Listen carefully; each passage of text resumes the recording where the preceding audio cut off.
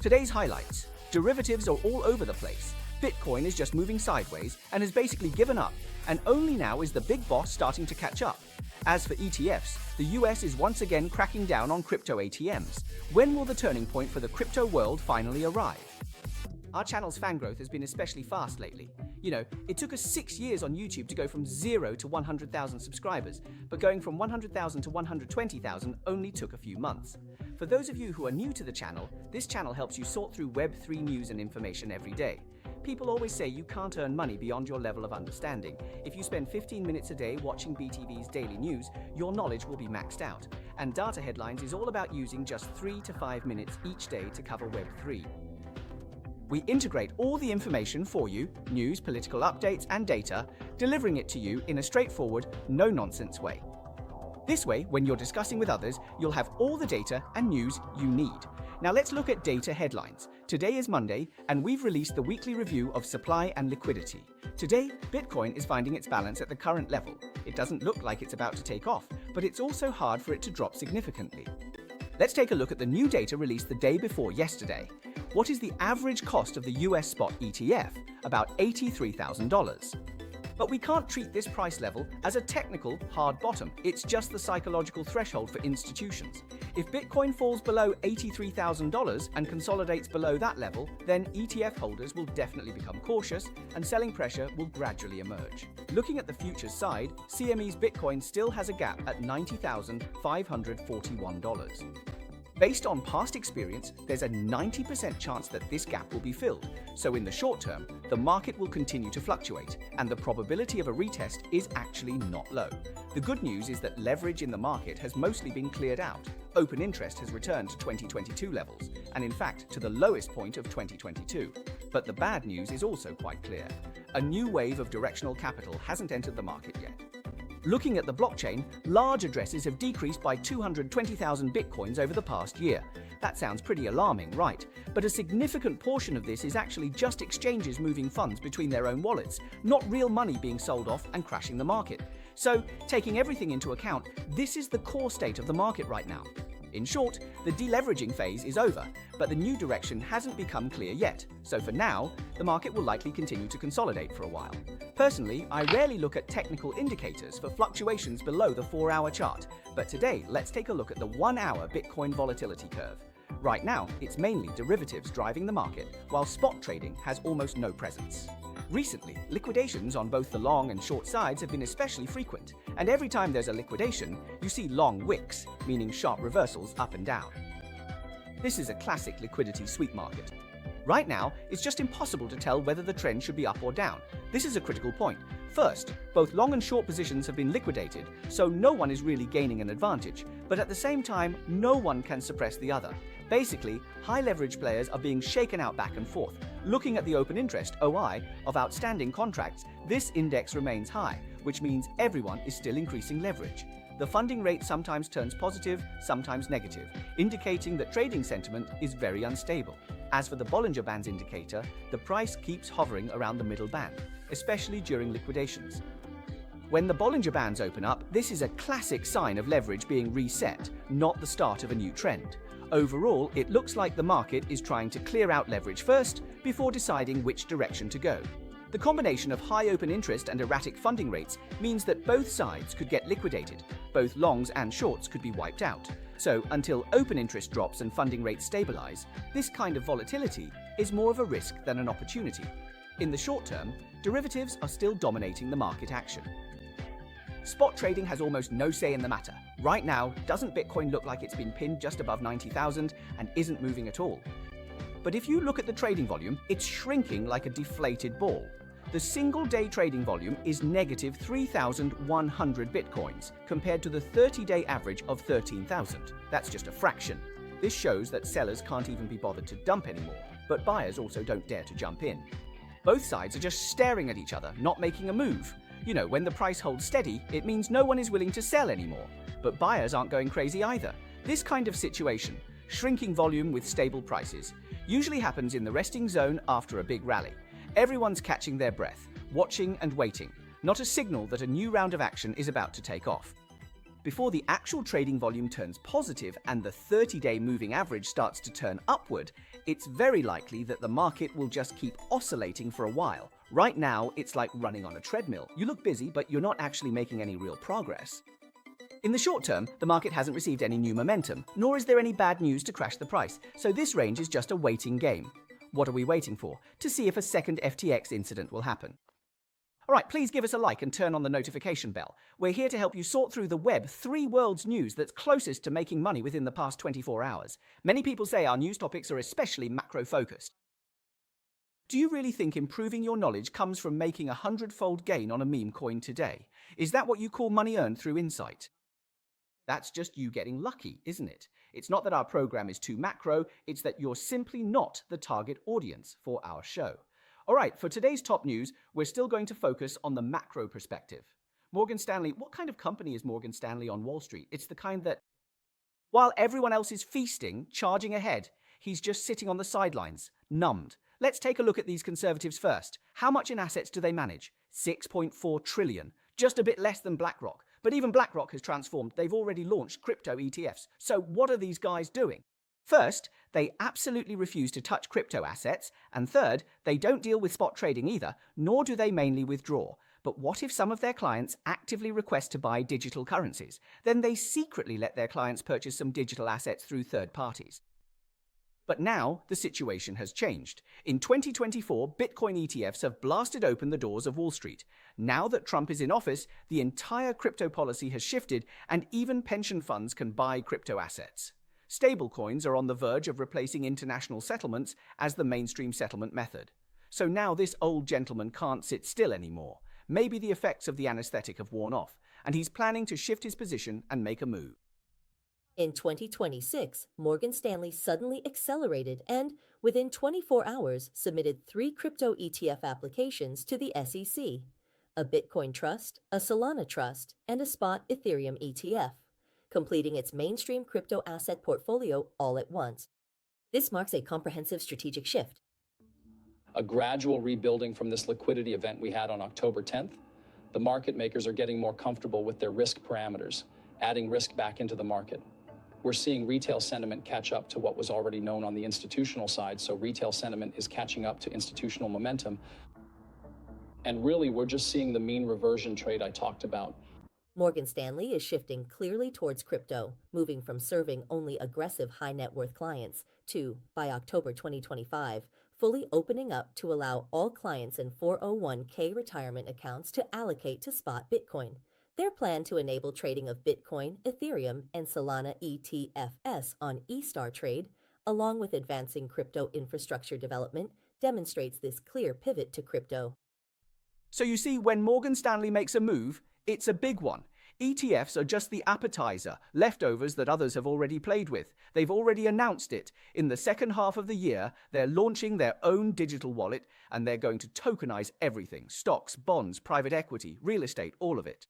To put it plainly, Morgan Stanley isn't betting on any single token. They want to merge traditional finance with blockchain and include it all in their future financial strategy. That's why this is the kind of information you need to pay attention to in order to raise your awareness. Getting lucky and making some money in a particular sector doesn't count as real understanding. If you want to earn money within the scope of your knowledge, watch our daily reports for a month, just 15 minutes a day, and you'll definitely improve your understanding of Web3. Do you remember the special episode we filmed about crypto in New York? On Manhattan's Hell's Kitchen Street, you could see a crypto ATM every 200 meters. At its peak, 80% of all crypto ATMs in the world were in the United States, and most of them were in New York City. To put it simply, they were all in New York. But here's the problem: how do you actually use those ATMs? Of course, you need a US bank account and a US phone number to use them. The fees are extremely high, over 10%, but there are a few advantages. You can buy crypto with cash, and the funds arrive very quickly. The main selling point is that once you put your money in, there's no getting it back. So at the time, I asked a question: with such high fees, over 10%, who would actually use these machines? The locals told me that black guys would use them, implying that if the money is stolen, who cares about a 10% fee? What they want is anonymity, right? So now, these ATMs in New York have become a tool for scammers. Data shows that from January to November 2025, losses from crypto ATM scams in the US reached $333 million, surpassing the total for all of 2024. The median age of victims was 71, prompting action from local governments. In January 2026, Spokane, Washington became the first city in the U.S. to completely ban crypto ATMs, while places like Minnesota are pushing for stricter KYC, transaction limits, and partial shutdowns.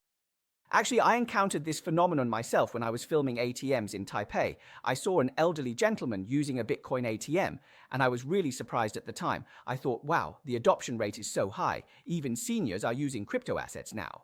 Someone next to me reminded me that he might actually be in the middle of being scammed. Because a lot of scams teach elderly people how to use ATMs to convert their money into Bitcoin and then transfer it to the scammer. This really does happen. But what I want to say is, in the world of scams, which asset is used the most? It's the US dollar. So if anything should be banned, it should be the US dollar. Blaming the ATM is like not being able to catch the criminal, so you go and beat up the person selling kitchen knives instead. I think this is a bit like overreacting to a minor issue, but we don't need to worry too much about what happens in the US. The American people have their votes. When the day comes that people feel things can't go on like this, they can solve all problems with their votes. And if one vote isn't enough, then it takes 2 votes. India is also taking action against the crypto industry. There are 49 compliant crypto institutions, and after this crackdown, let's see how many are left. AI is freeloading off open source content, and Tailwind's layoffs are taking the blame. Is this move reasonable? If you've been following our daily reports over the past few years, you'll notice that India's crypto policies are as changeable as flipping a pancake, right? The central bank flips one way, the finance ministry flips the other, the prime minister flips one way, the deputy prime minister flips the other. One day it's this, the next day it's that. Sigh. Now they've finally reached a consensus, which is good. Everyone, stop arguing. Let's just collect taxes. India is now going to tax the profits you make from cryptocurrency at 30%. So what if you lose money, you ask? If you lose, they won't deduct anything. They'll only tax your investment principal. If you lose, that's just your bad luck. From the very beginning, we have been saying that we are not against distributed ledger technology, but we still want to know where the transactions are taking place.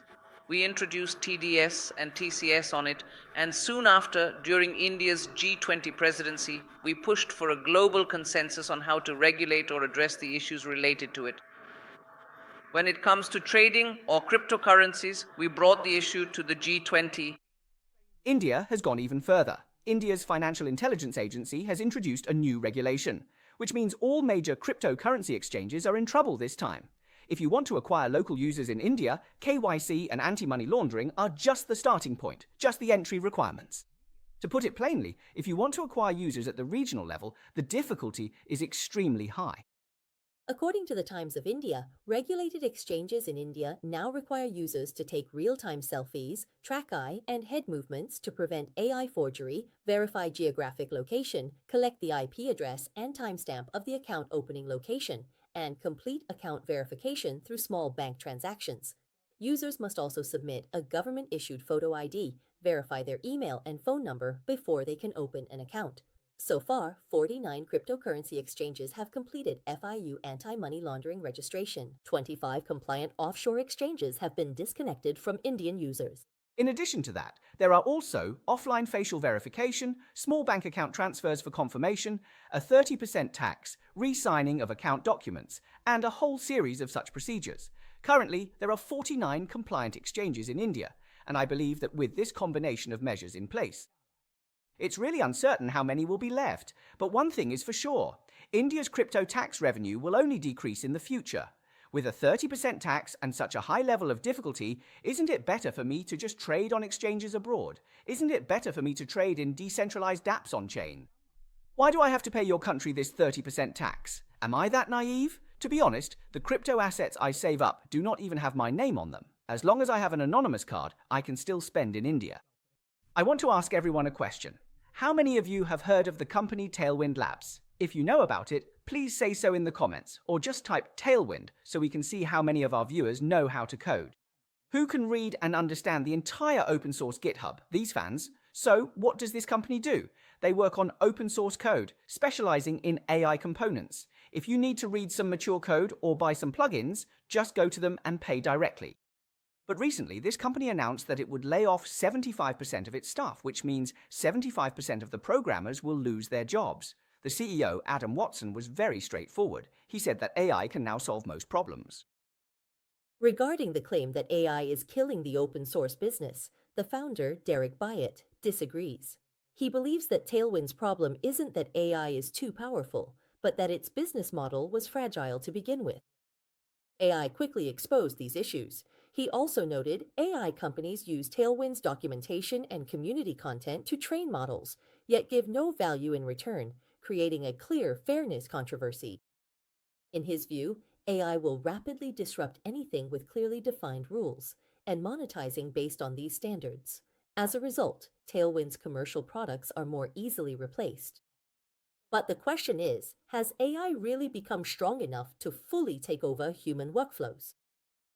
Yeah, so it's indirectly related to AI. Companies keep leaking memos and claim that this is due to automation, that AI can handle some of these roles. But in its current form, AI is not capable of automating entire workflows at this scale. There are a lot of hidden talents among our fans. Many of you can really understand code. I'd like to ask everyone, what do you think of AI's current coding abilities? Can it actually replace someone? In the past, people said it could replace junior programmers. Has it now reached the level of a mid or even senior level programmer? That's something I'm especially curious about. Also, I'd like to ask everyone, since we often use AI in our show, what do you all think? When AI-generated content becomes overwhelmingly widespread, does a show like ours, relying on real people and real voices on camera, still have a future? Will it become more valuable, or will it just seem unnecessary? That's another answer I'm really hoping you'll tell me. Please leave your thoughts in the comments. Do you think our show should go fully AI, with an AI version of Michael presenting to everyone? Would that be better? All right, let's move on to the news update. Trump came out to clarify that he did not team up with the Department of Justice to sue Federal Reserve Chairman Powell. The court issuing a subpoena has nothing to do with whether the Fed will cut interest rates. These are two completely separate matters, so don't try to link them together. Ethereum founder Vitalik Buterin bluntly said that if Elon Musk really open sources the X algorithm and repeatedly verifies it, although it's not perfect, at least it will reduce speculation about the black box. Fanchi said that the current revenue-sharing mechanism for creators is no longer sufficient, and they're preparing to seriously change the rules. First, they're launching a system to allow creators to split earnings, where up to 10 wallets can be added to share the transaction fees together. Tokens can be transferred, and the entire line can be shut down. In the end, there's still a bunch of new innovations on the way. Huichao Maotai has started expanding into digital technology, establishing the new Amotai Digital Technology Company Limited, investing a whopping 600 million yuan in one go. Their business covers everything from blockchain to industrial internet, and even fully owns a live streaming company. That's quite a bold move. On December 17th last year, Nike announced that RTFKT, after 4 years of experimenting with NFTs and the metaverse, would officially shut down. What used to be the 4 major brands has now become 3. This isn't an upgrade, it's a quiet exit. There are a lot of really interesting comments in our channel's comment section, and they really inspire me. I read every single comment, and I always reply to the ones that catch my eye. What I want to say to everyone is that there's a common issue. People come in and immediately ask whether the market is fair or if it's just a trap for newcomers. Let me be honest with you. Don't talk about fairness in any investment market. What matters is efficiency and results. No market, especially an investment market, cares how long you've studied, how many nights you've stayed up, or how much money you've lost. It only cares about one thing: whether your current judgment right now is correct or not. So, in the crypto world, hard work itself, in my opinion, is basically worthless. It's a false concept. If you're heading in the wrong direction, the harder you work, the faster you'll lose money. The ones who can truly survive in the crypto space are always those who make the right judgments and do the right things. Only then can you last. So in a bull market, when any coin is rising, everyone looks like an expert. But when the market becomes volatile and pulls back, that's when the real tide goes out, and you can see who's been swimming naked. So, is your position sizing reasonable? Are the odds on your side? If you make a mistake, can you still stay at the table? These are the questions you really need to consider. These are matters of survival. So, the crypto world never rewards hard work. It only rewards those who make the right judgments and can stick to the right strategy and survive for the long haul. If you understood, please give us a like. That's all for today's program. Here we have our membership benefits, and we hope you'll join as a member so we can grow together and gradually become wealthier, sharing the channel's rewards. See you tomorrow.